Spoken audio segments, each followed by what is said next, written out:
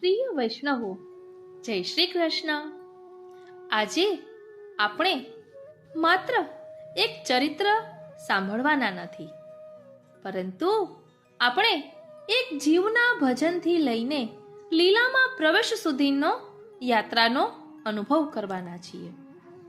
કેટલીક વાર આપણને પ્રશ્ન થાય છે કે આપણે ભજન તો કરીએ છીએ, પ્રભુનું નામ લઈએ છીએ, પાઠ કરીએ છીએ, પણ શું તેનું ફળ મળે છે ખરી? શું પ્રભુ આપણી વિનંતી સાંભળે છે? શું આપણા ગુરુચરણ આ બધું જાણે છે? શું આપણી વિનંતી એમના સુધી પહોંચે છે ખરી? આ બધા પ્રશ્નનો જીવંત જવાબ છે શ્રી ગુપ્ત પ્રયાગના બેઠકજીનું ચરિત્ર. આ બેઠકજી એ માત્ર કોઈ એક સ્થાન નથી. આ સ્થાન ભજનના ફળનું સાક્ષી છે, કૃપાનું સાક્ષી છે અને પ્રભુની લીલામાં, વ્રજલીલામાં પ્રવેશવાનું દ્વાર છે. આજે આપણે એ બ્રાહ્મણના જીવનમાં ખોવાઈ જવાના છીએ, એના સ્મરણમાં ડૂબી જવાના છીએ અને વિચારવાનું છે કે શું આપણું ભજન પણ આવું બની શકે ખરી? તો ચાલો હવે હૃદયને શાંત કરીએ, ચિત્તને એકાગ્ર કરીએ અને શ્રી આચાર્ય ચરણના આશ્રયમાં બેસીને આ લીલા રસનો અનુભવ કરીએ. વાલા વૈષ્ણવો, જય શ્રી કૃષ્ણ. હું માનાતુરી આપ સર્વે વૈષ્ણવોનું આજના આ અલૌકિક સત્સંગમાં હાર્દિક સ્વાગત કરું છું. શ્રી ગુપ્ત પ્રયાગના બેઠકજી એટલે ભજનથી લીલા સુધીનો અનુભવ. વાલા વૈષ્ણવો, શ્રી મહાપ્રભુજીના 84 બેઠકજી છે અને 84 વૈષ્ણવોનું હૃદય પણ એ પણ શ્રી મહાપ્રભુજીના બેઠકજી છે. તો ચાલો ને 85મી બેઠક આપણું હૃદય બને એવું કંઈક કરીએ. અહીં ગુપ્ત પ્રયાગના બેઠકજી દ્વારા આપણે અનેરો આનંદ, અનેરો અનુભવ કરીશું ભજનના ફલનો. અહીં મહિમા સાંભળીએ બેઠકજીના ચરિત્રનો. વાલા વૈષ્ણવો, કલ્પના કરો, પ્રયાગ કુંડની પવિત્ર ધરા છે. છોકર વૃક્ષની નીચે બિરાજતા શ્રી મહાપ્રભુજી, પ્રભાતનો સમય અને શ્રીમદ ભાગવતજીનો આરંભ. જ્યાં ભાગવતજીનું વાંચન થાય છે ત્યાં માત્ર શબ્દો નથી ગુંજતા, ત્યાં તો કૃપા ગુંજે છે. ત્યાં લીલા પ્રગટ થવાની તૈયારી કરે છે. એ સમયે એક બ્રાહ્મણ આવે છે, સાષ્ટાંગ દંડવત કરે છે. આપણે પણ દંડવત કરીએ અને કહે છે, મહારાજ, ઘણા દિવસોથી આપનું ભજન સ્મરણ કરતો હતો. ધ્યાન આપજો વાલા વૈષ્ણવો. અહીં આ બ્રાહ્મણ શ્રી મહાપ્રભુજીને કહે છે કે ઘણા દિવસથી આપનું ભજન સ્મરણ કરતો હતો. અને આ બ્રાહ્મણ જ્યારથી ભજન સ્મરણ કરે છે ને, ત્યારે તો હજી મહાપ્રભુજીનું પ્રાકટ્ય પણ નહોતું થયું. એ બધા ખુલાસા આવશે, માટે જોડાયેલા રહેજો. અહીં કહે છે કે ઘણા દિવસના ભજનનું ફળ મળ્યું. આજે એ બધા દિવસોનું મને ફળ મળ્યું. વિચાર કરો, ભજનના દિવસો ક્યારેય વ્યર્થ જતા નથી. ભજન ક્યારેય ખાલી જતું નથી. તેનો સંગ્રહ થતો હોય છે અને એક દિવસ કૃપા બનીને તે ઊભું રહે છે. હવે પ્રશ્ન થાય કે ભજન એટલે શું? આપણે ઘણીવાર કહીએ છીએ કે ભજન કરવું છે, તો શું આપણે કીર્તન કરીએ એને જ ભજન કહેવાય? શું ભજન એટલે ફક્ત માળા ફેરવવી, કે માત્ર પાઠ કરવો, કે માત્ર કીર્તન ગાવું? તો પુષ્ટિ માર્ગમાં ભજન એટલે પ્રભુના નામ, રૂપ, ગુણ અને લીલાનું નિરંતર ચિંતન.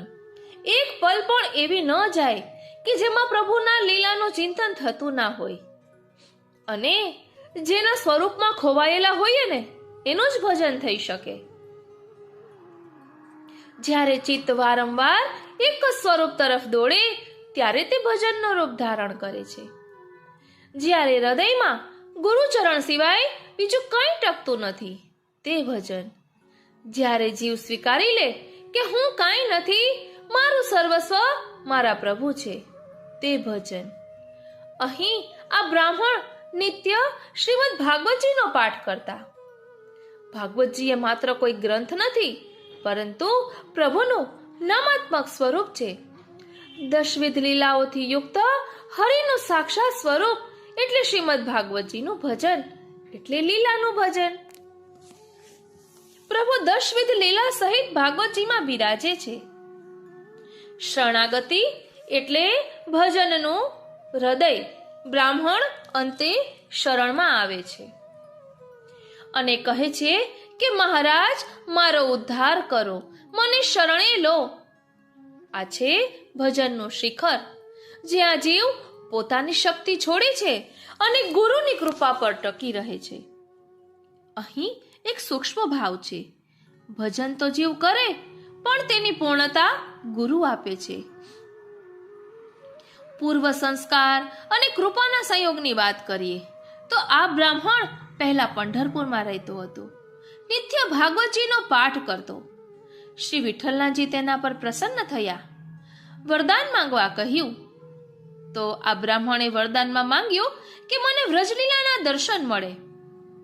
પણ વ્રજલીલા સહજ પ્રાપ્ત થતી નથી, તે માટે કૃપા જોઈએ. એટલે આજ્ઞા મળી કે ગુપ્તક પ્રયાગ જઈને બેસ, પૂર્ણ પુરુષોત્તમ સ્વરૂપે શ્રી આચાર્ય ચરણ પ્રગટ થશે. ધ્યાન આપજો, ભજન તો કેટલા સમયથી કરે છે અને હજી તો મહાપ્રભુજીનું પ્રાકટ્ય થયું પણ નથી.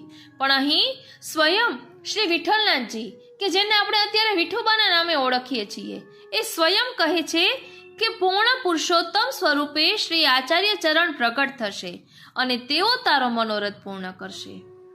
હવે અહીં એક ગહન સિદ્ધાંત છે કે ભજનનો આરંભ જીવ કરે છે, પરંતુ માર્ગ પ્રભુ ગોઠવી આપે છે. કરે કરાવે શ્રીનાથજી. સાક્ષાત દર્શનની વાત કરીએ તો ભજનનું પ્રથમ ફળ. જ્યારે બ્રાહ્મણ ગુપ્ત પ્રયાગે પહોંચે છે, ત્યારે શ્રી આચાર્ય ચરણના દર્શન કરે છે. તે સમજે છે કે વર્ષોનું સ્મરણ આજે ફલીભૂત થયું. સાચું ભજન ક્યારેક તરત ફળે, ક્યારેક સમય લે, પરંતુ ક્યારેય પણ વ્યર્થ જતું નથી. 8 દિવસનો સંદેશ એટલે ભાગવતજીનું પારાયણ કર્યું, ભાગવત સપ્તાહ કરી એટલે મૃત્યુ નહીં, પરંતુ પરિવર્તન. એટલે આ બ્રાહ્મણનું 8 દિવસ પછી મૃત્યુ થવાનું છે, એ ભગવત ચરણામૃતમાં પહોંચી જવાના છે, બધું વર્ણન આગળ આવશે.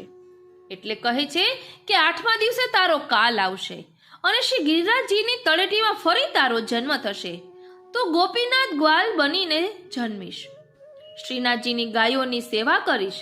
અહીં એ સમજવાનું છે કે ભજન કરનાર માટે મૃત્યુ એ અંત નથી, તે તો લીલામાં પ્રવેશનો દ્વાર છે. આ છે પુષ્ટિ માર્ગ. અહીં મુક્તિ એ લક્ષ્ય નથી, લીલા લક્ષ્ય છે, સેવા લક્ષ્ય છે. ગોપીનાથ ગ્વાલની વાત કરીએ તો નિત્ય સેવાનો આનંદ, શ્રી ગિરિરાજજીની તળેટી, ગોચારણ લીલા, પ્રભુનો વેણુનાદ, ગાયોની ખીરક, ગાયોની ખુરરેણું. જેમ રાસમાં ગોપીઓ પોતાનું નામ સાંભળીને દોડી આવે ને, તેમ ગાયો પણ વેણુનાદમાં પોતાનું નામ સાંભળીને દોડી આવે છે. આ છે ગુપ્ત રાસ, આ છે ગૌ સેવામાં છુપાયેલું લીલા રસ. ગ્વાલનો ભાવ સખ્ય ભાવ, પ્રભુ સાથે મિત્રતાનો નિર્વિકાર સંબંધ. ભજનનું અંતિમ ફળ શું? તો કહે છે કે પ્રભુની પાસે ઊભા રહેવાનો અધિકાર, પ્રભુના ચરણારવિંદમાં આશ્રય સિદ્ધ કરવાનો, સ્થાન બનાવવાનો લાવો. અષ્ટાક્ષર મંત્ર એ લીલાનું દ્વાર છે. શ્રી કૃષ્ણ શરણમ મમ. આ મંત્ર એ માત્ર જપ નથી, તે તો સંપૂર્ણ શરણાગતિ છે. તે સંબંધની મુદ્રા છે. જેમ સુખદેવજીએ પરીક્ષિતજીને 7 દિવસે પરમ ગતિ અપાવી, તેમ અષ્ટાક્ષર જીવને લીલામાં સ્થાન આપે છે. રાસનો મર્મ એ છે કે પ્રભુ ભક્તને પણ ભજે છે. રાસ પંચાધ્યાયીમાં એક અલૌકિક ભાવ છે. પ્રભુ ભક્તના ભજનથી બંધાઈ જાય છે અને ક્યારેક તો ભજન ન કરનારને પણ ભજે છે. આ પુષ્ટિ જ છે ને. અહીં કૃપા એ સાધનથી મોટી છે. જીવ એક પગલું ભરે તો પ્રભુ 100 ડગલા ભરે છે. અંતિમ નિષ્કર્ષ જોઈએ તો શ્રી ગુપ્ત પ્રયાગની આ બેઠકજી આપણને શીખવે છે કે ભજન કરો, સ્મરણ કરો, ભાગવતજીને હૃદયમાં ધારણ કરો, ગુરુચરણમાં નિષ્ઠા રાખો. ભજનનો અંત માત્ર મુક્તિ નથી, ભજનનો અંત નિત્ય સેવા છે, લીલામાં સ્થાન છે, પ્રભુના સાનિધ્યમાં અખંડ રહેવાનો લાવો છે. જો ભજન શુદ્ધ ભાવથી કર્યું હોય તો એક દિવસ જીવ પણ શ્રી ગિરિરાજજીની તળેટીમાં ગોપીનાથ ગ્વાલ બનીને વેણુનાદ સાંભળે છે. બોલો શ્રી વલ્લભાધીશ કી જય. પ્રિય વૈષ્ણવો, આ બ્રાહ્મણનું જીવન આપણને એક જ વાત શીખવે છે કે ભજન ક્યારે વ્યર્થ જતું નથી. ક્યારેક તરત ફળ દેખાતું નથી, ક્યારેક વર્ષો લાગે, પરંતુ ગુરુચરણના ખાતામાં બધું જ સંગ્રહાય છે. આજે પ્રશ્ન આપણો છે, શું આપણું ભજન નિરંતર છે? શું આપણું સ્મરણ અવિરત છે? શું આપણો આશ્રય દ્રઢ છે, અનન્ય છે? જો ભજનમાં શરણાગતિ જોડાઈ જાય તો નામમાં વિશ્વાસ 100% આવે છે.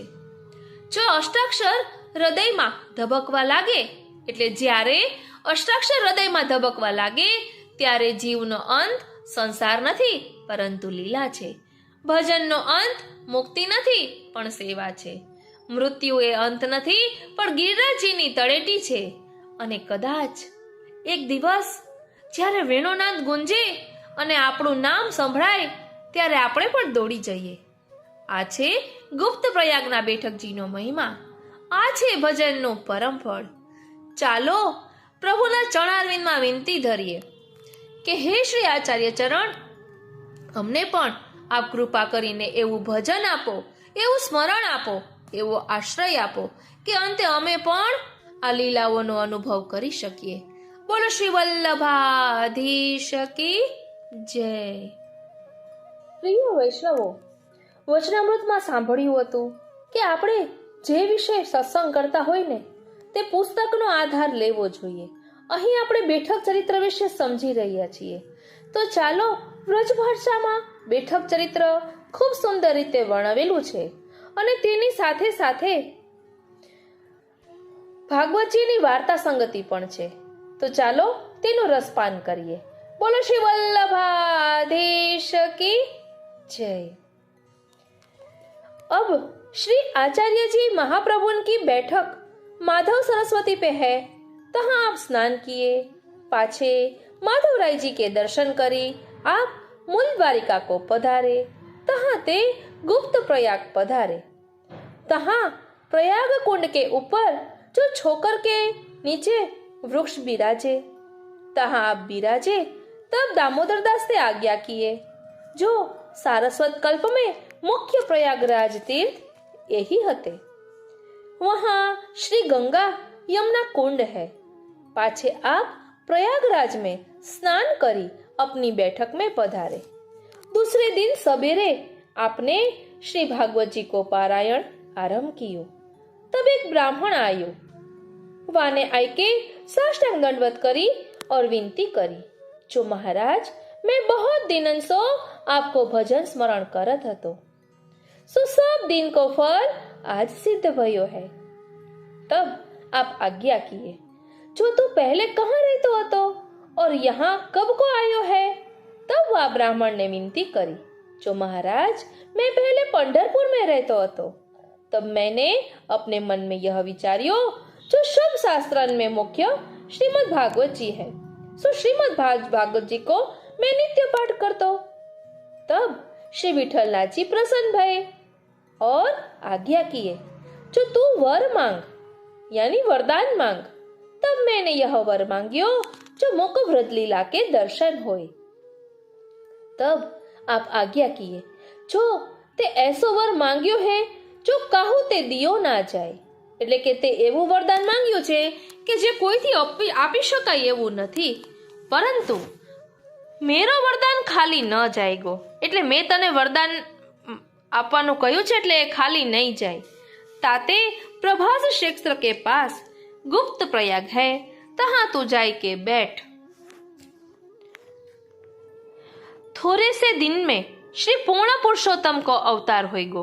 तिनको नाम श्री वल्लभाचार्यजी जगत में प्रसिद्ध होई गो। એટલે ધ્યાન આપજો, હજી મહાપ્રભુજીનું પ્રાગટ્ય નથી થયું તે પહેલા વરદાન આપ્યું કે તને મહાપ્રભુજી આ વ્રતલીલાના દર્શન કરાવશે। પછી કહે છે કે વે પૃથ્વી પરિક્રમા કે મિશતે सकल तीर्थन को स्नात करेंगे, એટલે પૃથ્વી પરિક્રમાના બહાને सकल तीर्थों ने स्नात करशे। तब तेरो मनोरथ पूर्ण करेंगे। तब मैंने विनती करी, जो महाराज मैं कैसे जानूंगो? तब आप श्री विठलनाथ जी आज्ञा किए, जो जहाँ दिन श्री वल्लभाचार्य जी पधारेंगे ता दिन हम तो को जतावेंगे। सो मैं वाही दिवसो आपको भजन स्मरण करत हूँ। એટલે મહાપ્રભુજીનો પ્રાકટ્ય થયું ન હતું તે પહેલાથી એનું ભજન સ્મરણ થઈ રહ્યું છે। सो आज मोको श्री विठलनाथ जी ने जताए, जो तू जाय के लिए भजन स्मरण करत है, सोई श्री वल्लभाचार्य जी यहाँ पधारे हैं। तेरू सर्व मनोरथ वे पूर्ण करेंगे। ताते महाराज अब मैं यहाँ आयो हूँ, सो मेरी यह विनती है, जो आप मेरा उद्धार कीजिए। तब श्री आचार्य जी आप आज्ञा किए, जब तो प्रयाग कुंड में स्नान करी आओ। तब वह ब्राह्मण स्नान करी आयो। तब श्री आचार्य जी आप वाको नाम सुनाए और आज्ञा किए, जो आज ते 8वें दिन तेरो काल होई गो। तब श्री गिरिराज जी की तड़ेटी में तेरो जन्म होई गो। तहाँ गोपीनाथ दास ग्वाल तेरो नाम होई गो। तब श्री गुसाई जी तेरो अंगीकार करी के तो को श्रीनाथ जी की गायन की सेवा में रखेंगे। तब तो को श्रीनाथ जी आप सब लीला को अनुभव करावेंगे। ऐसी आप श्री आचार्य जी आज्ञा किए। तब वह ब्राह्मण ने साष्टांग दंडवत करके कहियो कि निजे छाता करिष्यति हती। पाछे आप सप्ताह की समाप्ति किए। तब महाअलौकिक आनंद भयो। तब वह ब्राह्मण दंडवत करके अपने आश्रम को गयो। ता पाछे वाको काल भयो। पाछे श्री आचार्य जी अपने चढ़ारविंद की रथ द्वारा तहाँ अनेक तामसी जीवन को अंगीकार किए। फिर ही आप गुप्त प्रयाग सो विजय किए। सो गुजरात में तगड़ी में पधारे। इति श्री आचार्य जी महाप्रभु की श्री गुप्त प्रयाग की बैठक को चरित्र। हवे गुप्त प्रयाग की बैठक चरित्र छे तेनी संगति भागवत जी साथे। प्रयाग कुंडनी ऊपर छोकर वृक्षने नीचे આપશ્રીની બેઠક છે। અહીં એક બ્રાહ્મણ આપની શરણમાં આવ્યો અને એને શરણે લીધો। એને કહ્યું કે 8 દિવસમાં તારો મૃત્યુ થશે। આગલા જન્મમાં તો ગિરિરાજજીની તળેટીમાં જન્મ લેશે, ત્યાં શ્રીનાથજીની ગાયોની સેવા કરશે। એવી રીતે તે ગોપીનાથ ગ્વાલના રૂપમાં જન્મ લીધો। જેમ શ્રી સુખદેવજીએ રાજા પરીક્ષિતને 7 દિવસમાં ભાગવત સંભળાવી એને પરમ પદ ઉપર પહોંચાડી દીધા, એવી રીતે આપશ્રી અષ્ટાક્ષર સંભળાવી એને પોતાની લીલામાં પહોંચાડ્યો। શ્રી કૃષ્ણએ સારસ્વત કલ્પમાં સ્વતંત્ર લીલા કરી। એ લીલા ફરીથી શ્રી નંદરાજજીના ઘરમાં કરી। એ લીલા શ્રીનાથજી સ્વરૂપે પ્રકટ થઈને શ્રી વલ્લભ ગૃહમાં કરી। પોતાના ઘરની લીલામાં આપ શ્રી ગોપીનાથ ગ્વાલના રૂપમાં મોકલ્યો।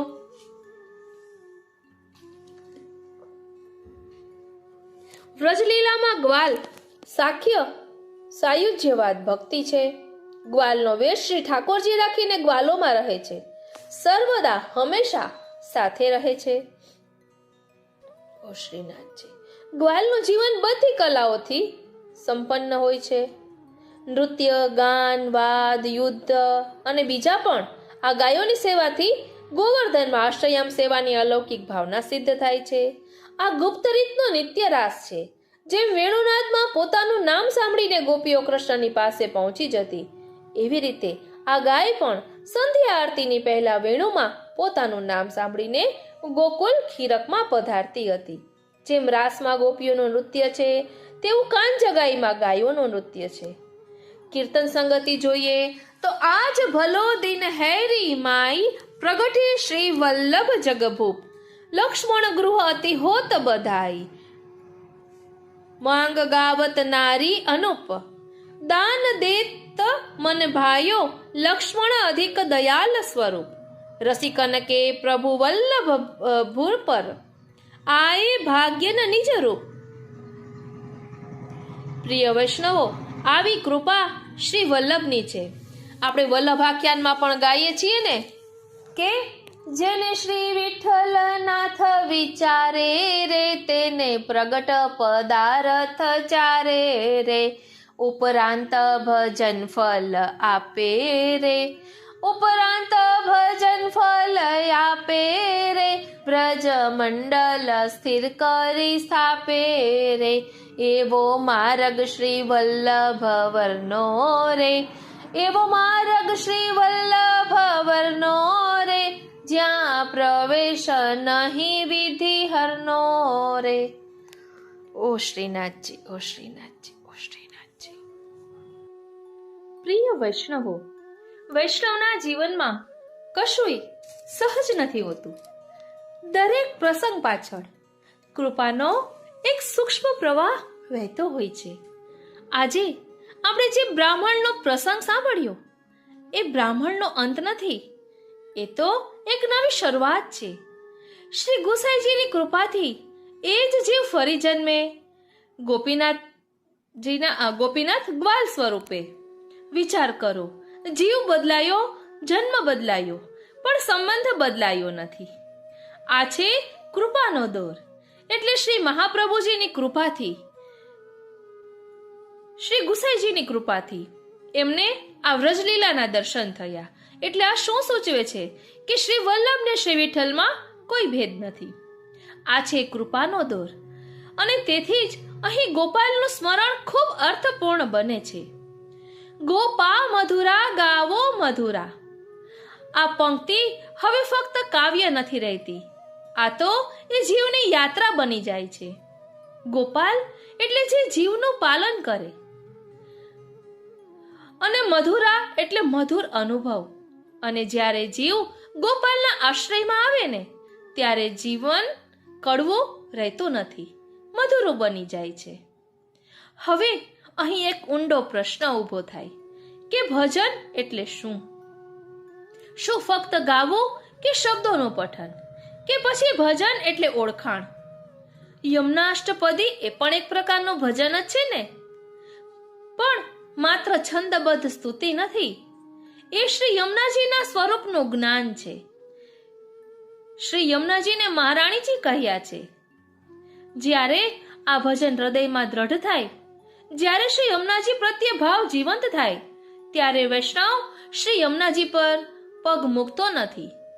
કારણ કે હવે એ કોઈ સામાન્ય જળ એને નથી દેખાતું, એમને સાક્ષાત શ્રી સ્વામિનીજી સ્વરૂપે શ્રી યમુનાજીના દર્શન થતા હોય છે. અને પછી જ્યારે સેવાનો સમય આવી પહોંચે અને શ્રી યમુનાજી વહેતા હોય અને નાવ હોય નહીં, તો શું કરવું? ત્યારે આ ભજનનું ફળ પ્રગટ થાય છે, એ પણ સ્વયં શ્રી યમુનાજીના સ્વરૂપમાં. શ્રી યમુનાજીની કૃપાથી એ યમુનાજીમાં કમલ પ્રકટ થાય છે, અને વૈષ્ણવ કમલ ઉપર પગ મૂકીને પાર ઉતરે છે. આ કોઈ ચમત્કાર નથી, આ તો કૃપાનું દાન છે. ભજનનું ફળ બહારથી મળતો નથી, ભજનથી સ્વરૂપ પ્રગટ થાય છે. જ્યાં ઓળખાણ સાચી થાય ત્યાં પ્રત્યક્ષતા આપમેળે થાય છે. પ્રિય વૈષ્ણવો, ભજન શબ્દોમાં નહીં, સંબંધમાં કરો, અને પછી પ્રસંગને વધુ રસરૂપ પૂર્વક આનંદથી માણો. તો ચાલો હવે આપણે બે પ્રકારના પ્રસંગોનું ભાવ દર્શન કરીશું. ગોપા મધુરા, ગાવો મધુરા, અને ત્યારબાદ વલ્લભકુલ દ્વારા લેવાયેલી પરીક્ષા કેવી ફલરૂપ થાય છે, કે જેમાં એક બ્રાહ્મણને સાક્ષાત શ્રી યમુનાજીના દર્શન થાય છે, એમને શ્રી યમુના અષ્ટપદી ફલિત થાય છે. આ બંને પ્રસંગોનું ભાવ દર્શન કરીએ, કારણ કે કેન્દ્રમાં અહીં ભજન છે. તો ભજન કેવું ફલરૂપ છે તેનું હજી ઊંડાણપૂર્વક રસપાન કરીએ. બોલો શ્રી વલ્લભાધીશ કી જય. શ્યામ સુંદર શ્રી યમને મહારાણી જો કી જય. શ્રી ગિરિરાજ ધરણ કી જય. વાલા વૈષ્ણવો, જય શ્રી કૃષ્ણ. આજે આપણે ગોપાષ્ટમીનો સત્સંગ એક નવા જ રૂપમાં કરીશું. મધુરાષ્ટકમાં વર્ણન આવે છે ને કે ગોપા મધુરા, ગાવો મધુરા, યષ્ટિર મધુરા, સૃષ્ટિર મધુરા. તો ગોપા મધુરા એટલે કે પ્રભુના ગોપો મધુર છે. પ્રભુના વાલા ભાગ્યવાન મિત્રો કે જેમના ભાગ્યની ઈર્ષા બ્રહ્માજી અને દેવતાઓ પણ કરતા. અને એકવાર વ્રજમાં પ્રભુના સખા થઈને તેઓએ પણ પ્રભુનો મધુર સહવાસ મેળવવાની ઈચ્છાઓ કરી છે. પ્રભુની સાથે જ મોટા થયેલા, પ્રભુની સાથે જ આનંદ પ્રમોદ, ભોજન કિલ્લોલ વગેરે કરતા અને જેઓનું વ્યક્તિત્વ પ્રભુના પ્રેમથી સિંચાઈને સંપૂર્ણ રીતે ખીલ્યું છે તે ગોપો મધુર જ હોય. વ્રજના ગોપોમાં નંદબાવા ગોપોના મુખ્ય કહેવાતા. પ્રભુએ જેમનું પોતાના પિતા તરીકે વરણ કર્યું તેમનું ચરિત્ર સૌ પ્રથમ યાદ આવે. પૂર્વજન્મમાં તે શ્રેષ્ઠ વસુ હતા. પ્રભુમાં જેમણે પુત્ર ભાવની ભક્તિ માંગી હતી, તેથી તે વચન પૂર્ણ કરવા પ્રભુ તેમના ઘરે પધાર્યા. નંદ એટલે આનંદ, જેમને જોતા જ બધાને આનંદ થાય. બધાને આનંદ આપવા વાળા અને તેમને ત્યાં જ પૂર્ણાનંદ સ્વરૂપ પ્રગટે. વાત્સલ્ય ભાવથી પૂર્ણ તે નંદ બાવાએ પુત્રના પ્રાગટ્ય વખતે જે રીતે આનંદ ઉત્સવ કર્યો તેમાં અખૂટ ધન, દાન, ગોકુળવાસીઓને ભેટ વગેરે ખૂબ લૂંટાવ્યા. સંપૂર્ણ ગોકુળમાં ખૂબ જ આનંદ, નાચગાન વગેરે થયા. તેથી તો તે ઉત્સવને નંદોત્સવ કહેવાય છે. ભાગવતમાં નંદોત્સવનું વર્ણન આવે છે. શ્રી કૃષ્ણ સમસ્ત જગતના એકમાત્ર સ્વામી છે. તેમનું ઐશ્વર્ય, માધુર્ય, વાત્સલ્ય બધું અનંત છે. તે જ્યારે નંદરાયના વ્રજમાં પ્રગટ થયા ત્યારે તેમના જન્મ ઉત્સવમાં મોટા મોટા અદ્ભુત અને મંગલમય વાજિંત્રો વગાડવામાં આવ્યા. આનંદથી હર્ષ ગેલા થઈને ગોવાળિયાઓ એકબીજા ઉપર દહીં, ઘી, દૂધ અને જળ છાંટવા લાગ્યા. મુખો પર માખણ ચોપડવા લાગ્યા. એકબીજા પર માખણ ફેંકીને આનંદ ઉત્સવ મનાવવા લાગ્યા. નંદ બાવા સ્વભાવથી પરમ ઉદાર અને મનસ્વી હતા. તેમણે ગોવાળોને ઘણા આભૂષણો અને ગાયો દાનમાં આપી. સૂત, માગધ, બંદીજનો, નૃત્યવાદીઓ આદિ વિદ્યાથી જીવન નિર્વાહ કરવા વાળાઓને અને બીજાઓને પણ વસ્ત્રો, અલંકારો, ગાયો તથા ધન અને ઈચ્છિત વસ્તુઓ આપી એમનો યથોચિત સત્કાર કર્યો. આ બધું કરવાનો ઉદ્દેશ એ હતો કે આવા કાર્યથી ભગવાન વિષ્ણુ પ્રસન્ન થાય અને મારા આ નવજાત બાળકનું મંગળ થાય. અવાધ્યંત વિચિત્રાણી વિદ્યોપજીવિનઃ. નંદબાવા પ્રભુને પોતાના નાના કોમળ બાળક સમજવાને કારણે હંમેશા પ્રભુની સુરક્ષા વગેરેની ચિંતામાં વૃષભાનજી, ઉપનંદો વગેરે સાથે ચર્ચા વિચારણા કરતા. શ્રી કૃષ્ણ સ્વયં પ્રભુનો અવતાર છે. તે ગર્ગાચાર્યજીએ પણ કહેલ અને વરુણ લોકમાં શ્રી કૃષ્ણના ઐશ્વર્યના દર્શન પણ કરેલ. અનેક વખતે પ્રભુનું મહાત્મ્ય પ્રગટ થતું, પરંતુ પુત્ર વાત્સલ્યના અતિરેકમાં તે સર્વે વિસરાઈ જતું અને તેમની રક્ષા, પાલન વગેરેમાં પાછા ડૂબી જતા. પ્રભુના સખા ગ્વાલોને તો પ્રભુ સાથેનું એટલું સાનિધ્ય, સહવાસ, નિકટતા પ્રાપ્ત થઈ હતી કે તેઓ પ્રભુને પોતાના જેવા જ ગોકુળના નંદબાવાના બાળક સમજીને તેમની સાથે કેવો નિર્દોષ આનંદ લૂંટતા. તેના અનેક પ્રસંગો વનક્રીડામાં જોવા મળે છે. પોતપોતાના વાછરડાઓ લઈ પ્રભુ સાથે ગાયો ચરાવવા પધારતા તેનું વર્ણન આવે છે. ગોપો સૌના ઘરોમાંથી નીકળી પડતા.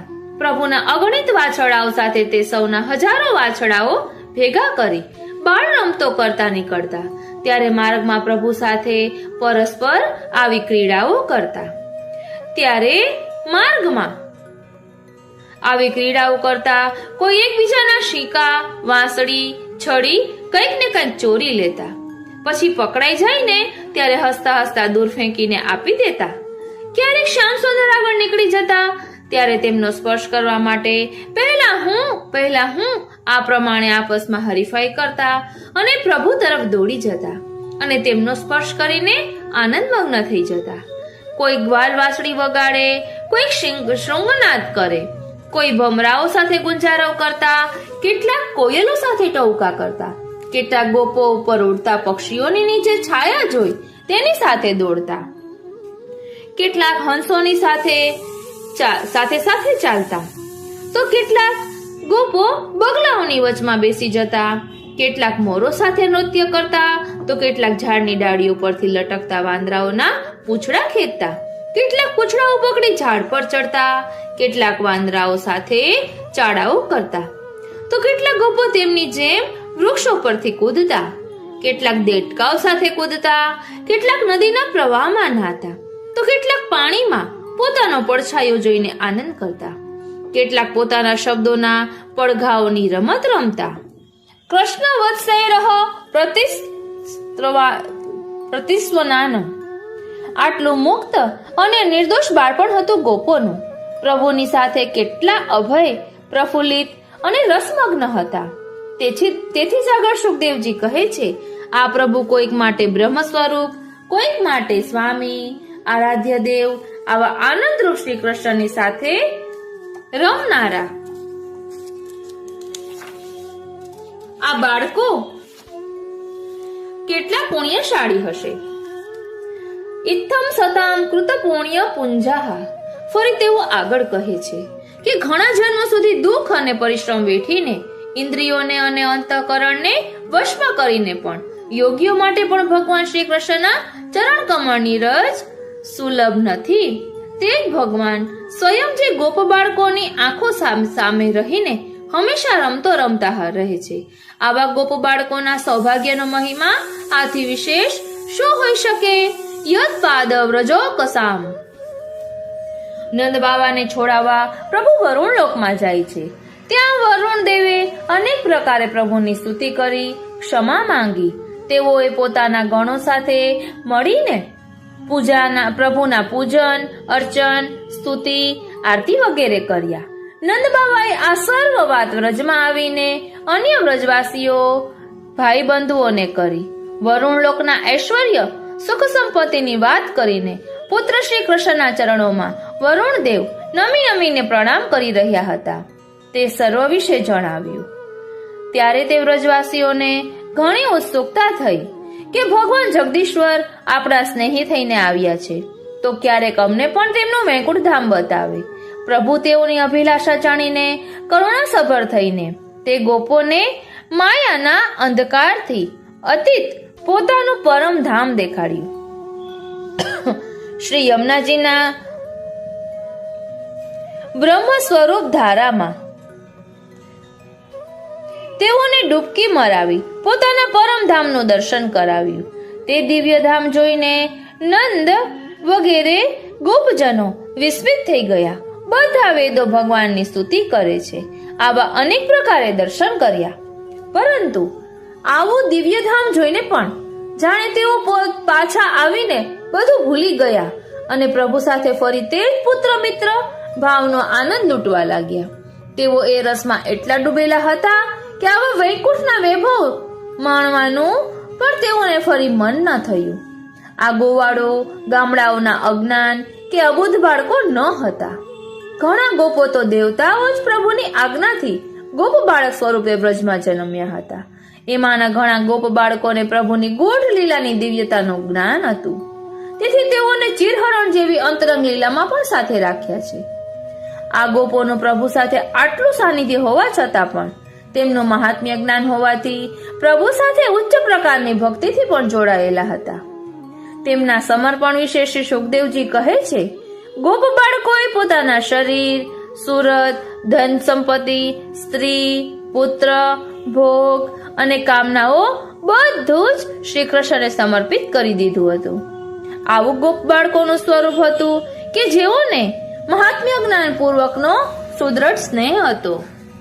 ગ્રામ્ય ગોપોમાં પણ કેટલીક વિવેક બુદ્ધિ, બ્રાહ્મણો પ્રત્યે આદર સન્માન વગેરે શિષ્ટાચાર પણ હતો. તે યજ્ઞ પત્નીઓ પાસે ભોજન માંગવા જાય છે ત્યારના પ્રસંગમાં જોવા મળે છે.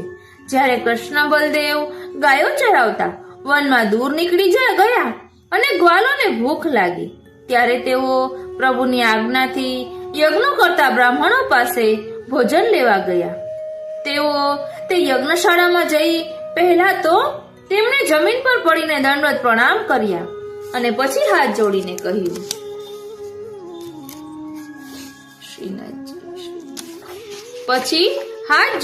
કહ્યું, કે હે પૃથ્વીના મૂર્તિમાન દેવતા બ્રાહ્મણો, તમારું કલ્યાણ થાવ.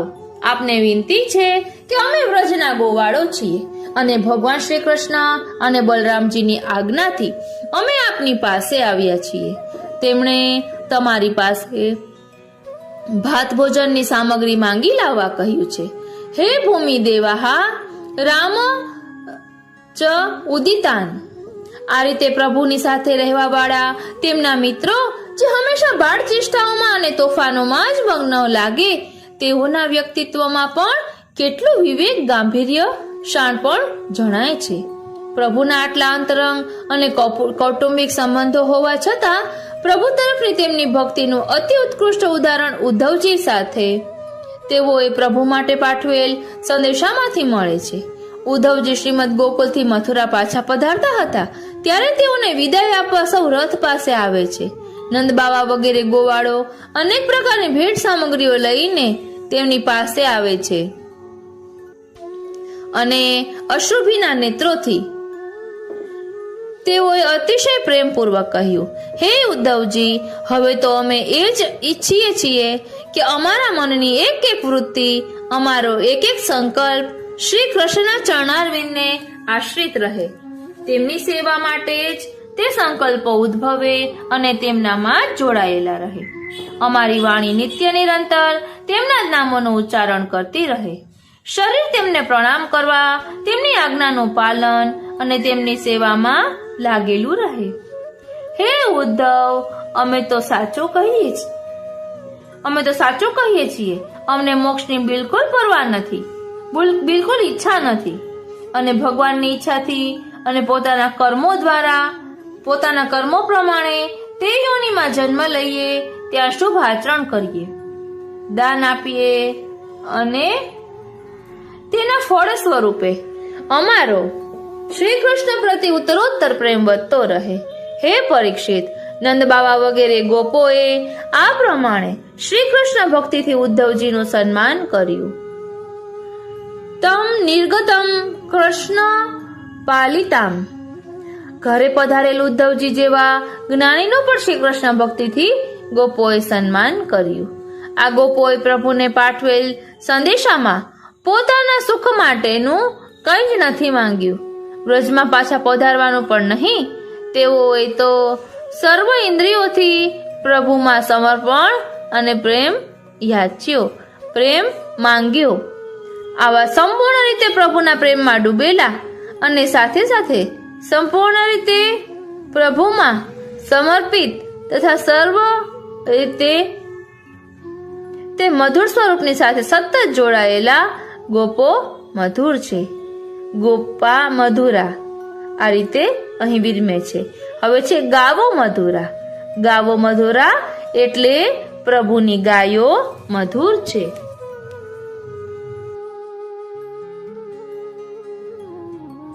ગાવો મધુરા, પ્રભુની ગાયો મધુર છે.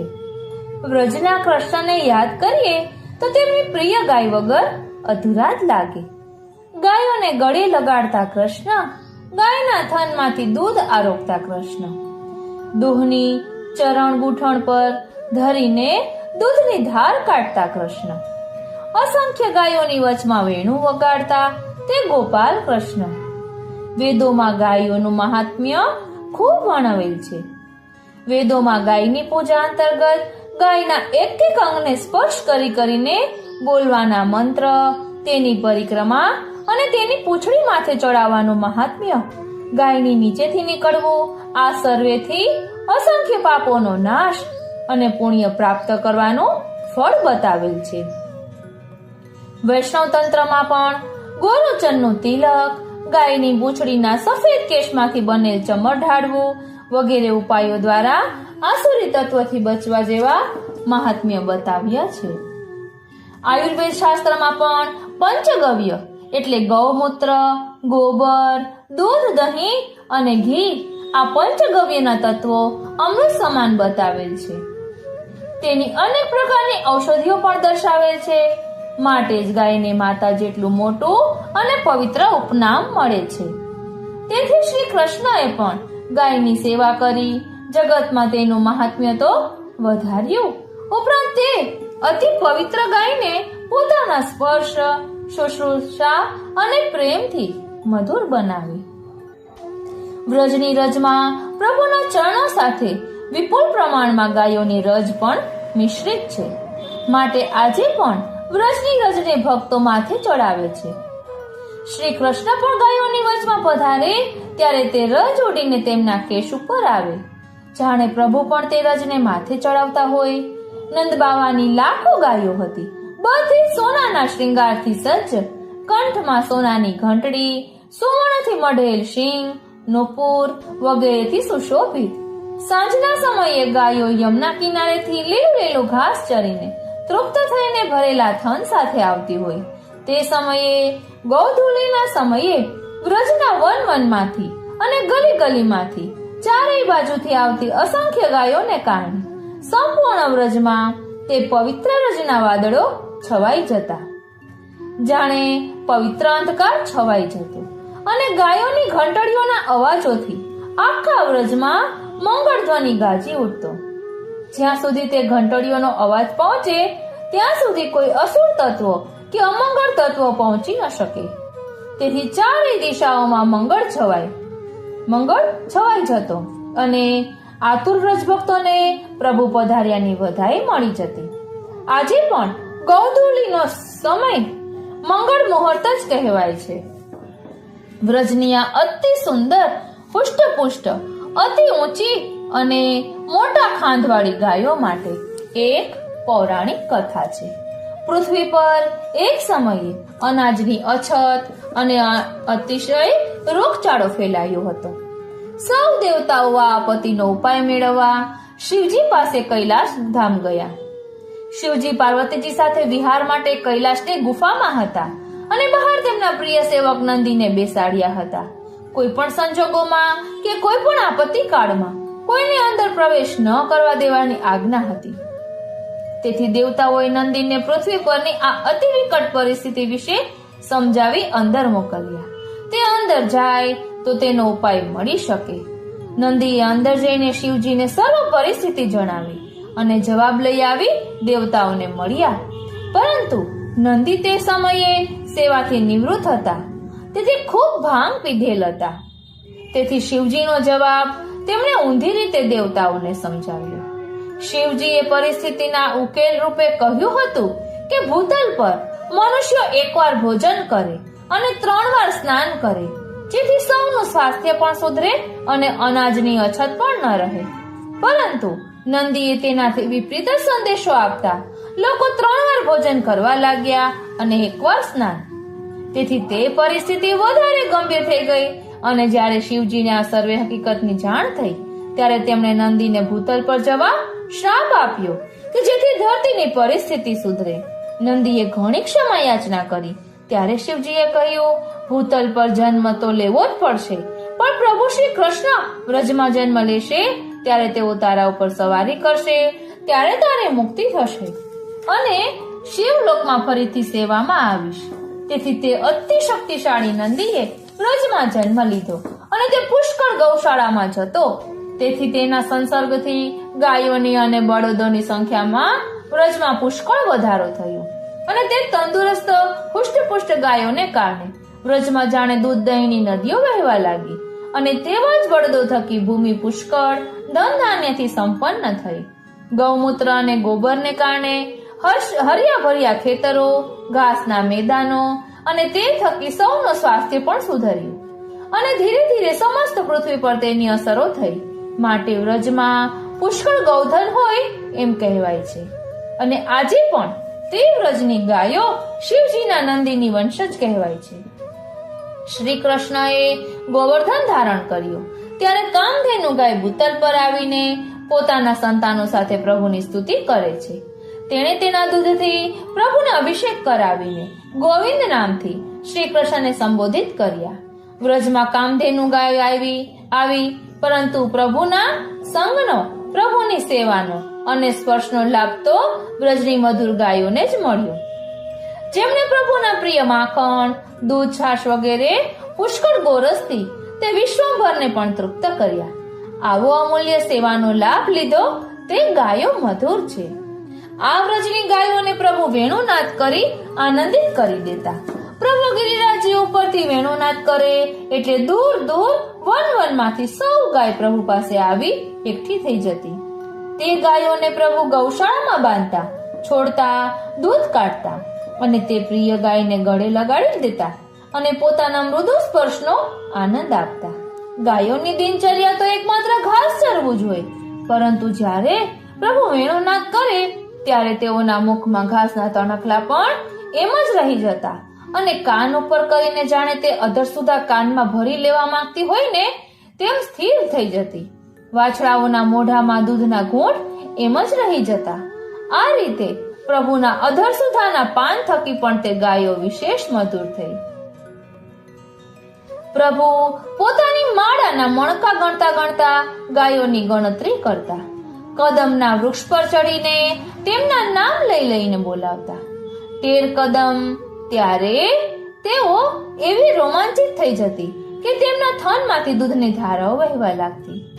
દેનવો સ્નુતસ્તની.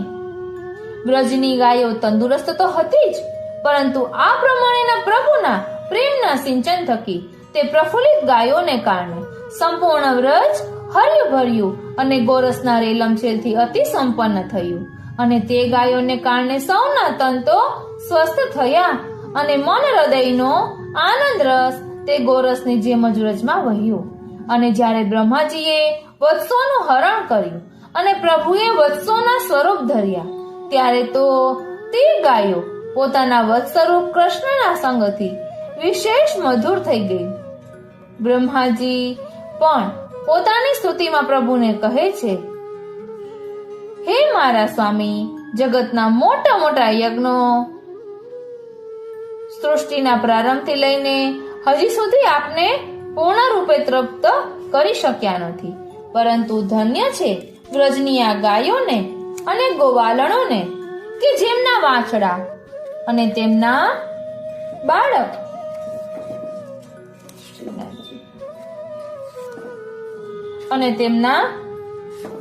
બનીને આપે તેમના સ્તનોનું અમૃત જેવું દૂધ ઉમંગથી પીધું છે. વાસ્તવમાં તેમનું જીવન સફળ છે. તે લોકો અત્યંત ધન્ય છે. અહોતિ ધન્ય ચાલમત ધ્વરાહ. આ પૂર્ણકામ પ્રભુને પણ તૃપ્ત કરનારી વ્રજની ગાયો મધુર છે. હવે કહે છે યષ્ટિર મધુરા, પ્રભુની છડી મધુર છે. ગોપાલ શ્રી કૃષ્ણ પોતાની સાથે રાખનાર વેત્ર છડી તે બ્રહ્માજીનું સ્વરૂપ છે એવો પુરાણોમાં ઉલ્લેખ છે. પ્રભુની સૃષ્ટિની સેવામાં દેવતાઓ અનેક કાર્યોથી રત રહેતા હોય છે, પરંતુ પ્રભુના ભૂતલ પરના પૂર્ણ અવતારની સેવામાં આવવા દેવતાઓ પણ આતુર રહેતા. તેથી અમુક કલ્પમાં વેત્ર થકી બ્રહ્માજીની સેવા અવતાર સમયે પ્રભુએ સ્વીકારી છે. પ્રભુએ વ્રત લીલાઓમાં આ સૃષ્ટિ થકી અનેક ભવસાગર લીલાઓ કરી છે. ગોપીઓના ઘરમાં માખણની મટકી તોડવી, યમુના કિનારે ગોપીઓની છાશની મટકી ફોડવી અને ગૌચરણમાં હંમેશા ગોપાલ કૃષ્ણના હસ્તમાં રહેતી જે છડી ક્યારેક હાથમાં ઘુમાવતા પધારતા હોય, ક્યારેક પાછળ કંઠ ઉપર રાખી તેના પર હાથ ટેકવી મંદ મંદ ગતિથી પધારતા હોય, ક્યારેક તેના ટેકાથી કોઈક વૃક્ષ નીચે ઉભા રહી લલિતી ભંગીની મુદ્રામાં ગાયોનું નિરીક્ષણ કરતા હોય, એક દર્શન કરતા મોહક દર્શન દેતા હોય, ક્યારેક ભોજન સમયે તે છડી કાંખમાં ખોસેલી હોય. પ્રભુની સૃષ્ટિની રચના રાજસ ભાવ થકી બ્રહ્માજી કરે છે, તેનું પાલન સાત્વિક ભાવ થકી વિષ્ણુ કરે છે અને સંહાર તામસ ભાવ થકી શિવજી કરે છે. આ ત્રણેય કાર્યો પ્રભુની જ વિભૂતિ રૂપે તેઓ કરે છે. આ વ્યવસ્થા સંપૂર્ણ સૃષ્ટિ માટેની છે, પરંતુ વ્રજભૂમિ તો પ્રભુની નિજ વિહાર સ્થળી છે. પોતાના જ નિજજનો સાથેની લીલા ભૂમિ, તે ભૂમિની ઉત્પત્તિ બ્રહ્માજીએ નહીં પરંતુ પ્રભુએ સ્વયં જ કરી છે, તથા તે લીલા ભૂમિના જીવો પણ પ્રભુએ નિજ શ્રી અંગમાંથી પ્રકટ કરેલ શ્રી અંગની સૃષ્ટિ કહેવાય છે. તે નિજજનોની ભાવ ભક્તિ રૂપી પાલનનું કાર્ય પણ પ્રભુ જ કરી રહ્યા છે. અને તે ભક્તિમાં વિઘ્નરૂપ થતા આંતરબાહ્ય અવરોધોનો સંહાર પણ પ્રભુ પોતે જ કરે છે. અને પોતે પ્રગટ કરેલ તે ભૂમિની રક્ષા પણ સ્વયં જ કરે છે. અને જેવી રીતે ગૌચરણમાં પ્રભુ છડી હાથમાં રાખતા, પરંતુ તે છડી ગાયોને ક્યારેય કોઈ જાતની હાનિ કરવા નહીં, પરંતુ તેઓને સંકલિત રાખી તેના જૂથની બહાર ન જતી રહે, તેને વનના કોઈ તત્વોથી હાનિ ન પહોંચે, તે માટે તેઓને તે છડી થકી એકત્રિત કરવા અને તેઓ પર પોતાનો સંયમ રાખવા પ્રભુ તે છડી રાખતા. તેવી જ રીતે પોતાની નિજ સૃષ્ટિને નિજ આત્મીય જનો તેઓ પોતાના યુથથી, તેઓ પોતાના અલૌકિક આત્મીયજનોથી છૂટા પડી દૂર ન નીકળી જાય, તેના મૂળ સ્વરૂપ સંબંધીઓથી અલગ પડી ફરી ક્યાંય સંસારની ભવાટવીમાં, માયાના ગાઢ વનમાં ક્યાંય ખોવાઈ ન જાય અને ત્યાં કોઈ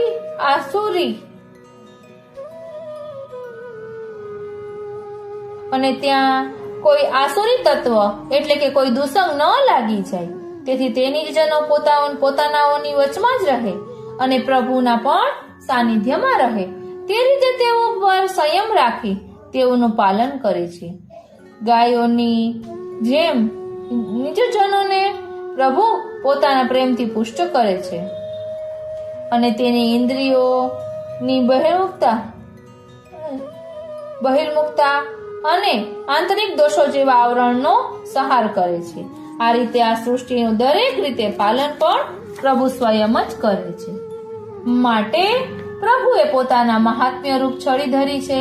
માટે જ ભક્તિના આચાર્યોએ મહાત્મ્ય જ્ઞાન પૂર્વકની સુદ્રઢ અને સ્નેહપૂર્વકની ભક્તિ બતાવી છે. પ્રભુની છડીનું મહાત્મ્ય ભય માટે નથી,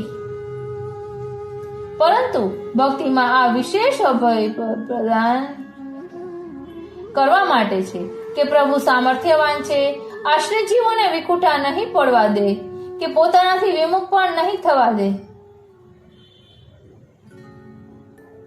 શ્રીનાથજી માટે જ આપણા શ્રૃંગાર ક્રમમાં ઠાડા સ્વરૂપોને ઘણીવાર બે વેત્ર ધરાય છે. એક છડી ગોપાલ કૃષ્ણ તરીકે અને બીજી છડી મહાત્મ્ય રૂપે, સંપૂર્ણ સૃષ્ટિના સંચાલક તરીકે અને પોતાના જીવોના નિયામક તરીકે. માટે શ્રી કૃષ્ણની આ યષ્ટિ એટલે કે ગોરસ વેચતી ગોપીઓ માટે, પ્રભુના સમસ્ત નિજજનો માટે અને ગાયોને માટે તે સર્વને પોતાની સન્મુખ રાખવા વાળી, અભય આપવા વાળી આ સૃષ્ટિ છે. આ રીતે આજનો આ સત્સંગ શ્રીનાથજી, શ્રી યમુનાજી અને શ્રી મહાપ્રભુજીના ચરણારવિંદમાં સમર્પિત કરું છું. વાલા વૈષ્ણવો, હજુ આ ગોપા મધુરા ગાવો મધુરાની વાર્તા સંગતિ કાલિંદી બેટીજીના વતનામૃતમાંથી જે સંકલન કર્યું છે તે આપણે અલગથી લઈશું. જય શ્રી કૃષ્ણ. प्रभु नंद कुमारो में स्वामिनी वृषभानुजा कृतार्थो हम न संशय. ગઈકાલે સ્નાન યાત્રા હતી. આજે આપણે એવી વાર્તાનું રસદર્શન કરીશું કે જેમાં વલ્લભકુલ દ્વારા કરાયેલી પરીક્ષા કેવી ફલરૂપ નીવડે છે તે આપણે જોઈ શકીશું. ખૂબ જ સુંદર વાર્તા છે. 252 વૈષ્ણવ વાર્તા 29वीं. अब श्री गुसाई जी को सेवक एक सनाढ़िय ब्राह्मण सो वह मथुरा जी में रहतो तिनकी वार्ता को भाव कहत है. આ વાર્તા જે છે તેમાં શ્રી યમુનાજીની કૃપાનું પણ આપણે રસ દર્શન કરીશું કે શ્રી યમુનાજી ભક્તોની ટેક કેવી સાચવે છે તેનું પણ રસદર્શન થશે.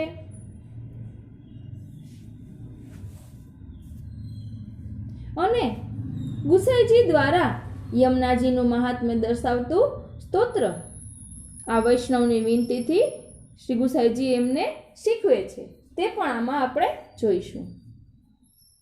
भाव प्रकाश ये सात्विक भक्त है, लीला में इनको नाम प्रमोदा है. सो प्रमोदा गति उत्तालिका ते प्रगति है, ताते इनके भाव रूप है और प्रमोदा श्री यमुना जी के युद्ध में है. ताते श्री यमुना जी के स्वरूप को ये निकी भांति जानती है. એટલે શ્રી યમુનાજીના યુથની આ સખી છે, એટલે શ્રી યમુનાજીના સ્વરૂપને સુંદર રીતે સમજે છે. શ્રી यमुनाजी द्वारा भगवद रस की प्राप्ति भई है, ताते श्री यमुना जी में प्रमोदा की प्रीति है. આપણે પણ કોઈ સ્વરૂપમાં વધુ આસક્તિ હોય છે, એટલે આપણે જે યુથના હોય એ સ્વરૂપમાં વધુ આસક્તિ હોઈ શકે તેવું પણ બનતું હોય છે.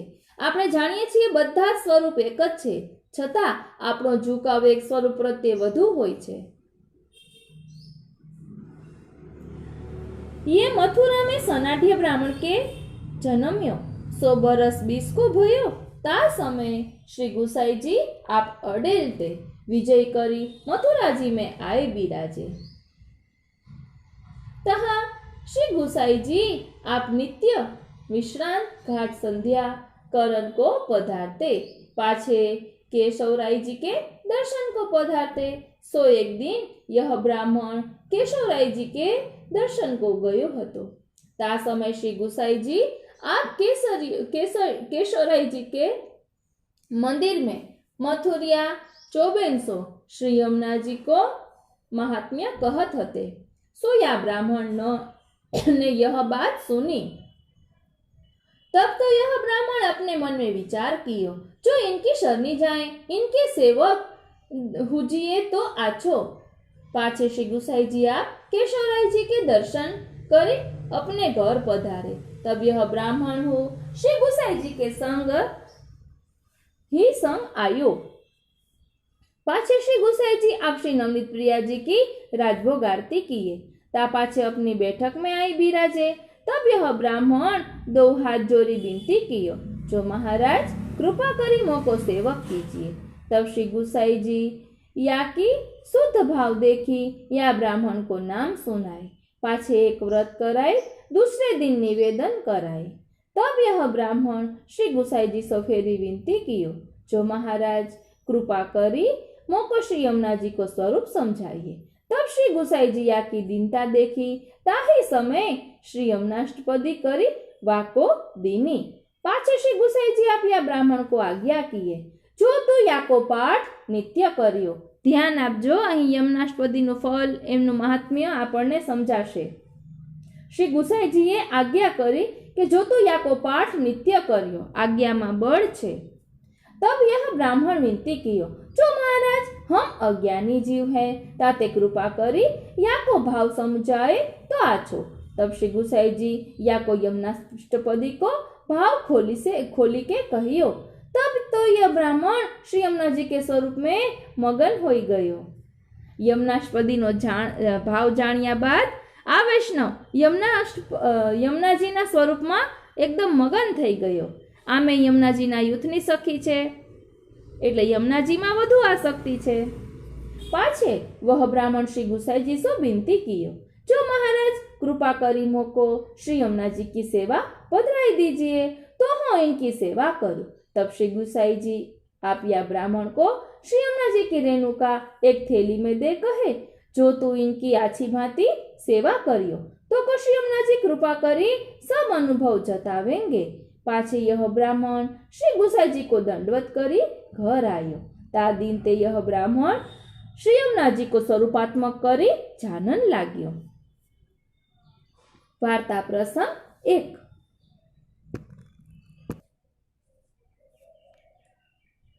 सो वह ब्राह्मण श्री यमुना जी को अपरस में परस करे, पान करे, श्री यमुना जी में पाँव हूँ न धरे, सगरो कार्य कुआ के जलसो करे, प्रभुन को जारी अपरस में श्री यमुना जल लाई भरे, सो मथुरा जी के वैष्णव श्री गुसाई जी के बालकंसो कहे जो वाकी परीक्षा लेवू।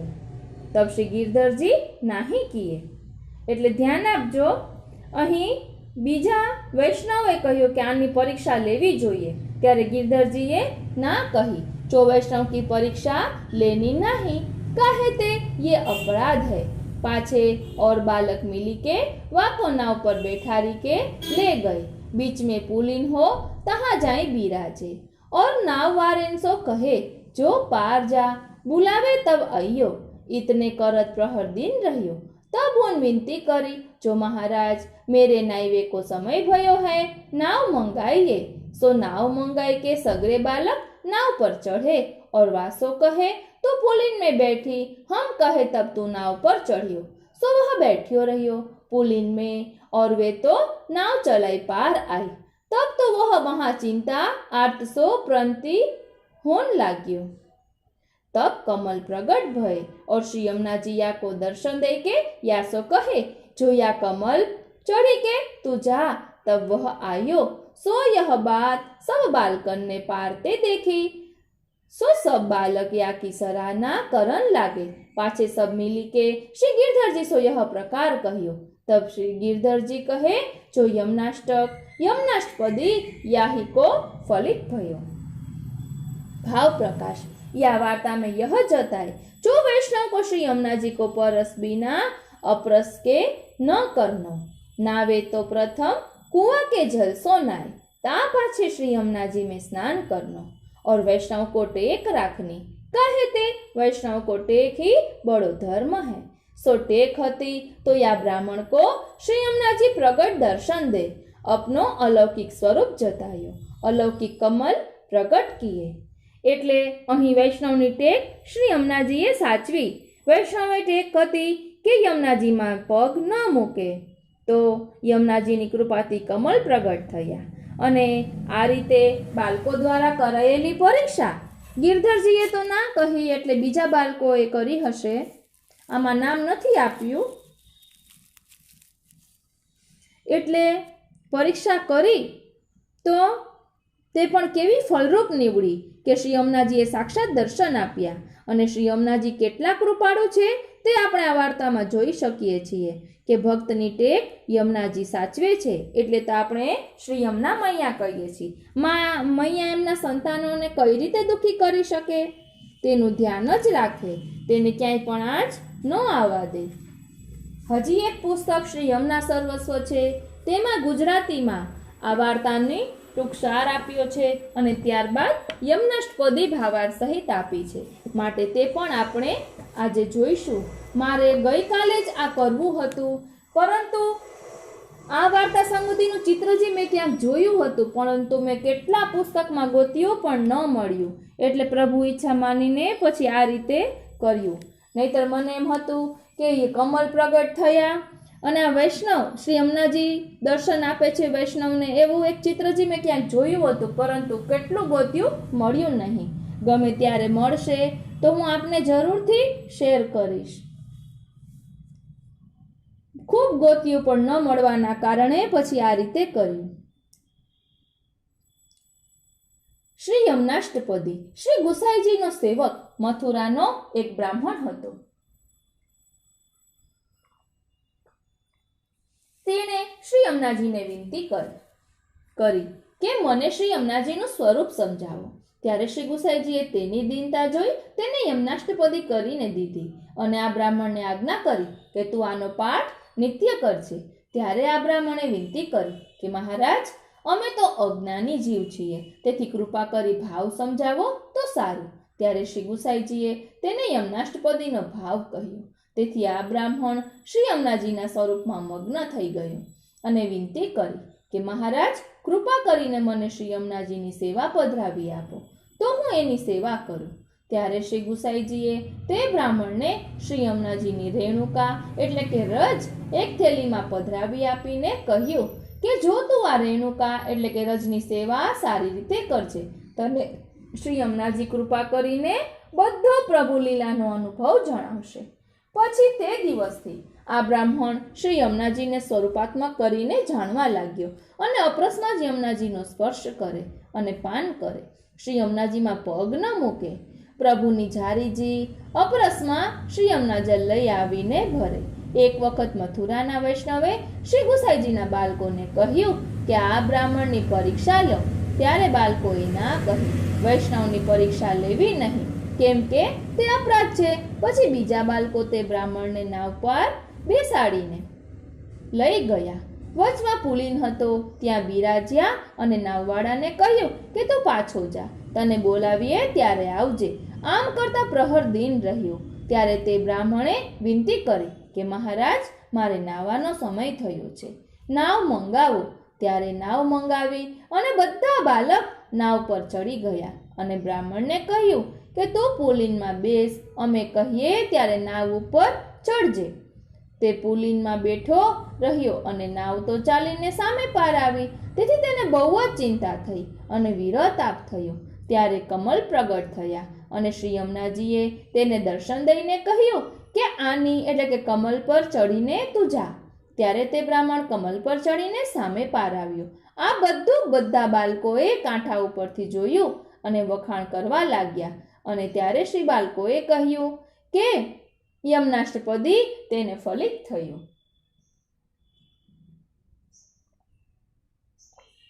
યમનાષ્ટપદી. નમો દેવી યમુને, નમો દેવી યમુને, હર કૃષ્ણ મિલનાંતરાયમ, નિજનાથ માર્ગદાયિની, કુમારી કામપુરી કે કુરુ ભક્તિરાયમ. નમો દેવી યમને, નમો દેવી યમને. શ્રીમદ પ્રભુચરણ શ્રી ગુસાઈજી કહે છે કે હે દેવી શ્રી યમુનાજી, આપને વારંવાર નમન હો. શ્રી કૃષ્ણની પ્રાપ્તિમાં અંતરાય રૂપ અમારા દોષોને હરણ કરો. પ્રાણવલ્લભ શ્રી કૃષ્ણ મિલનના માર્ગને બતાવનારા અને વ્રજકુમારિકાઓના મનોરથને પૂર્ણ કરનારા હે શ્રી યમુનાજી, અમોને ભક્તિરૂપી ધન આપો.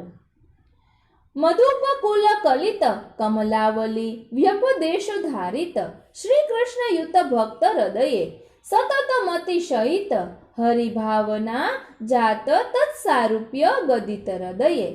ભ્રમરોના સમૂહ જેના ઉપર ગુંજી રહ્યા છે એવા કમલની પંક્તિના મિશથી શ્રી કૃષ્ણ સહિત ભક્તોને પોતાના હૃદયમાં ધારણ કરનારા, અર્થાત શ્રી યમુનાજીમાં જે કમલ ખીલેલા છે તે ગોપીજનોના હૃદય છે અને તેના ઉપર ભ્રમર છે તે ભાવરૂપ પ્રભુ છે અને નિરંતર અતિ અધિક ભગવત ભાવનાથી ભગવત સારૂપ્ય દ્વારા સ્વહૃદયને પ્રકટ કરનારા.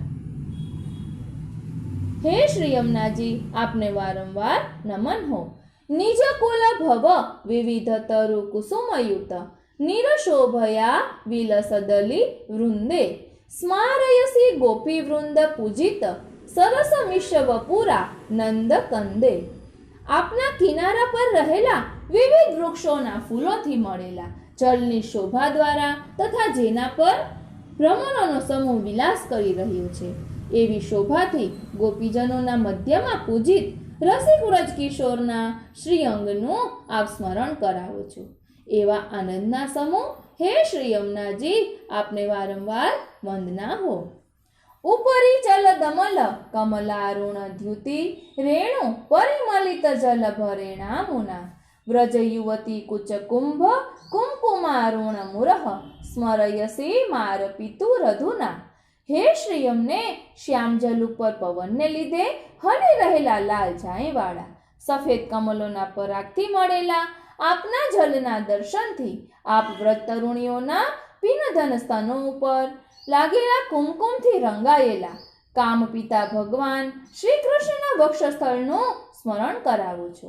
આપને પુનઃ પુનઃ વંદના હો. અધિરજની હરિ વિવૃતિ મિક્ષિતુમ કુવલયાભિધ, સુભગ નયનાન્યો સતી તનુષે, નયન યુગ મલ્પમિતિ બહુતરાણી ચ, તાની રસિકતા નિધિ તયા પુરુષે. આપના જલમાં પ્રભાત સમયે વિકસેલા કમલોની શોભા એવી લાગે છે માનો રાત્રિના સમયમાં ભગવદ રમણ જોવાની ઈચ્છાથી સુંદર નયનો વિહારને જોવામાં બે નેત્રો ઓછા છે, માટે કમલરૂપી અનેક નેત્ર ધારણ કરું છું. એવા હે શ્રી યમુનાજી, આપને વારંવાર વંદના હો. રજની જાગર જનિત રાગ રંજિત નયન પંકજય રહની હરિમિક્ષસે મકરંદ ભર મિષેણાનંદ પૂરિતા સતતમિહ હર્ષાશ્રુ મુંચસે. રાત્રિમાં રાસાદી ક્રીડામાં જાગરણથી ઉત્પન્ન અનુરાગરૂપી લાલ રંગથી રંગાયા એટલે કે રસમસ્યા નયન કમલોથી દિવસમાં પ્રભુને આપ નિહાળો છો. કમલના મકરંદની અધિકતાના મિષથી આનંદ રસ ભરેલા આપ સર્વદા અહીં હર્ષાશ્રુ છોડી રહ્યા છો. એવા હે શ્રી યમુનાજી, આપને વારંવાર વંદના હો. તટગતાનેક શુક સારિકા મુનિગણ સ્તુત વિવિધ ગુણ સિદ્ધુ સાગરે સંગતા સતત મિહ ભક્તજન તાપરુતિ રાજસે રાસરસ સાગરે. આપના કિનારા પાસેથી વૃક્ષાવલી પર સ્થિત પોપટ, મેના, મોર, કપોત આદિ રૂપધારી મુનિજન આપની સ્તુતિ કરે છે. એવા વિવિધ ગુણોના અમૃત સાગર આપ છો. રાસરસ સાગરમાં આપ સતત ભક્તજનોથી મળેલા શોભી રહ્યા છો. ભક્તજનોના તાપ હરણ કરનાર એવા હે શ્રી યમુનાજી, આપને વારંવાર વંદના હો. રતિભર શમ જલોદિત કમલ પરિમલ વ્રજ યુવતી જન વિવૃતિ મોદે તાટંક ચલન સુનિરસ્ત સંગીતયુત મદમુદિત મધુપકૃત વિનોદે.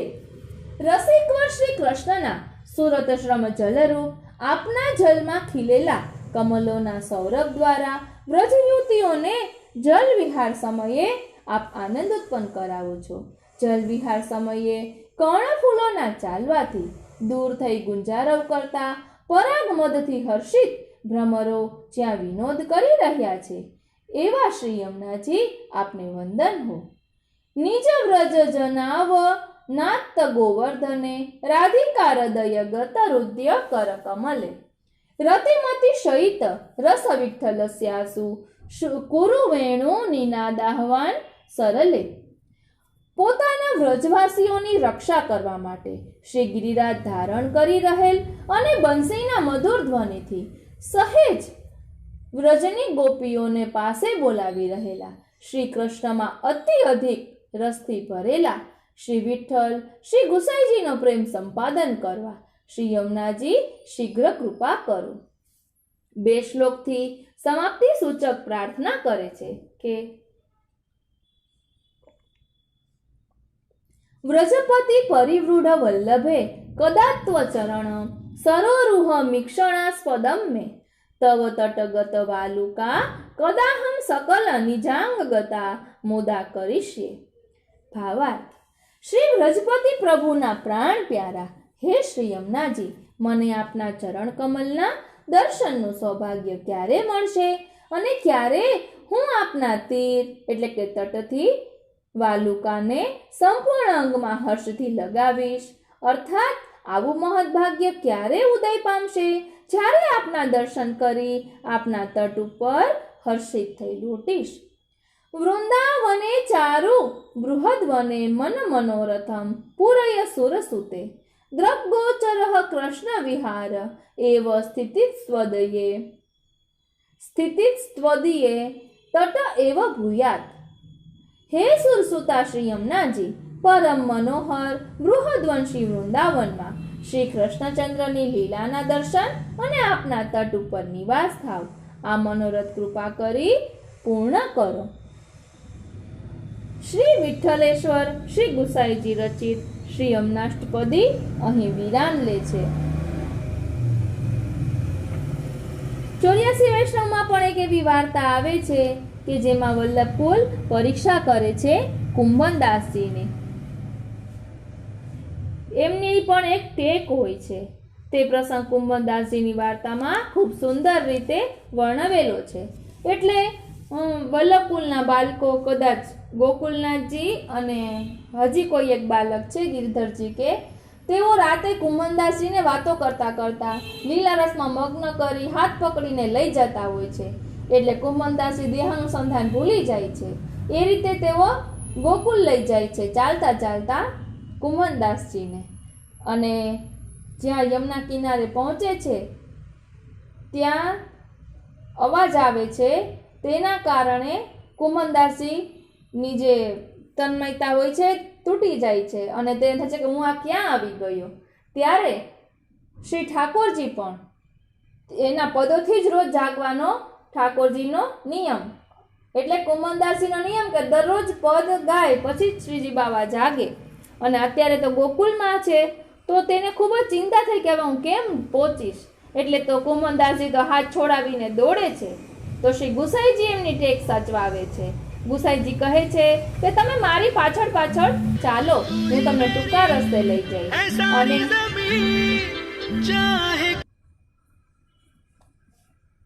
અને શ્રીજી બાવા પણ પોતાના ભક્તોની ટેક કેવી સાચવે છે તે પણ આપણે તે વાર્તામાં જોઈ શકીએ છીએ. કારણ કે તે દિવસે જલઘરિયા જલ ભરીને આવતા હોય તો વારે વારે છોવાઈ જાય. એટલે ઠાકોરજીને જગાડવાનો જે સમય હોય એ હજી જગાડ્યા જ નહોતા શ્રીજી બાવાને. વારે વારે છોવાઈ જાય. તેમને પણ એમ થાય કે આ શું થઈ રહ્યું છે. પરંતુ જ્યારે કુમનદાસજી આવી ગયા અને ગુસાઈજી પણ આવી ગયા, ગુસાઈજી પણ પધાર્યા, ત્યારે ગુસાઈજી પૂછે છે શું સમય છે? તો કે હજી તો શ્રીજી બાવાને જગાડ્યા નથી, અમે આ રીતે છોવાઈ જઈએ છીએ. ગુસાઈજી કહે છે કે હવે જલ ભરી આવો, હવે એવું કાંઈ નહીં થાય. એટલે આ રીતે પ્રભુ પોતાના ભક્તોની ટેક સાચવે છે. એ પ્રસંગ પણ આપણે જાણીએ છીએ. મને જેટલું યાદ હતું એટલું આપને કહ્યું. આપને આ કેવું લાગ્યું તે કોમેન્ટ બોક્સમાં જરૂર જણાવશો. અને જો આપને ગમ્યું હોય તો જરૂરથી બીજા વૈષ્ણવોને શેર કરશો. કારણ કે તુજ સંગે કોઈ વૈષ્ણવ થાય તો તું વૈષ્ણવ સાચો. આવા પ્રસંગોથી આપણને ઘણી પ્રેરણા મળે છે. ક્યારેક આપણું મન વિચલિત થઈ જતું હોય છે કે કેમ પ્રભુ મારી પરીક્ષા કરે છે, પણ પરીક્ષામાં પણ પ્રભુ આપણું સુખ વિચારતા હોય છે, આપણું હિત વિચારતા હોય છે. ગઈકાલે જ મેં વચનામૃતમાં સાંભળ્યું કે આપણી ઈચ્છા હોય તે પ્રમાણે બને તો પ્રભુની કૃપા, અને આપણી ઈચ્છા પ્રમાણે ન બને તો પ્રભુની ઈચ્છા. પણ પ્રભુ આપણું હિત જ વિચારે છે. હરિ કરે સો ભલી, કરે કરાવે શ્રીનાથજી, કિયો સબ ગોપાલ હિકો હોય. આવા બધા આપણે મનમાં કંડારી લઈએ હૃદયમાં તો ક્યાંય પણ વાંધો જ ન આવે. પ્રભુ સર્વ સમર્થો હિ તતો નિશ્ચિંતામ વ્રજેત. પ્રભુ સર્વ કરવા સમર્થ છે, માટે કોઈ પ્રકારની ચિંતા કરવી નહીં. ગઈકાલે જ એક વૈષ્ણવ મળ્યા અને કહ્યું કે અલૌકિકમાં પણ કલેશ કરવો નહીં. પ્રભુને કલેશ જરા પણ સોહાતો નથી. બધું પ્રભુ ઈચ્છા માનીને સ્વીકારવું. પ્રભુ આપણો જેટલો અધિકાર હોય તે પ્રમાણે આપને દાન કરે છે. પ્રભુના સાચામાં ઢળવું. આમ આજનો આ સત્સંગ શ્રીનાથજી, શ્રી યમુનાજી, શ્રી ગુસાઈજીના ચરણારવિંદમાં સમર્પિત કરું છું. જય શ્રી કૃષ્ણ.